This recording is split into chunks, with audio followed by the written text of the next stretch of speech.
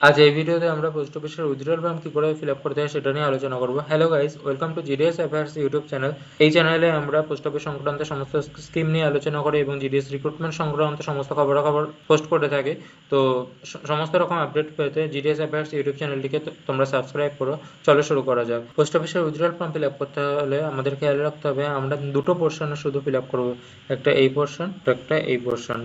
আর ওপরেরটা is for just office use. এখানে আমরা ফার্স্টে যে পোস্ট অফিস থেকে টাকা উইথড্র করব সেই পোস্ট অফিসের নাম লিখবো, এখানে দেবো ডেট, যেই বই থেকে আমরা উইথড্র করব এসবিটিডি, এখানে আমরা সেই বইয়ের, সাপোজ আমরা যদি সেভিংস বই থেকে উইথড্র করি তো আমরা এসবির কাছে টিক দেবো এবং এখানে লিখবো হচ্ছে অ্যাকাউন্ট নাম্বার। এই খোপগুলোতে আমরা অ্যাকাউন্ট নাম্বার করে ফিল আপ করবো। আমরা উইথড্রয়াল করছি তো আমরা উইথড্রয়ালের টিক দেবো। তারপরে যত টাকা উইথড্র করবো, সাপোজ 100, তো আমরা এখানে লিখবো হচ্ছে 100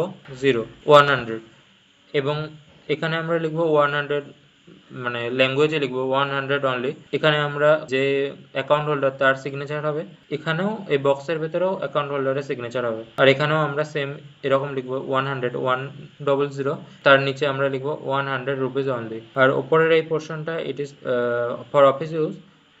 এখানে পোস্টমাস্টার লিখবে হচ্ছে গিয়ে 100 রুপিস উইথড্র করেছো, সেটা পোস্টমাস্টার লিখবে। এখানে পোস্টমাস্টার ডেট স্ট্যাম্প দেবে এবং পোস্টমাস্টারের সিগনেচার করবে এবং ট্রানজ্যাকশন আইডি, আইএন নাম্বার সেটা লিখবে। এভাবেই আমরা পোস্ট অফিসের উইথড্রয়াল ফর্ম ফিল আপ করে থাকি। ভিডিওটি ইনফরমেটিভ লাগলে অবশ্যই লাইক করো, শেয়ার করতে পারো।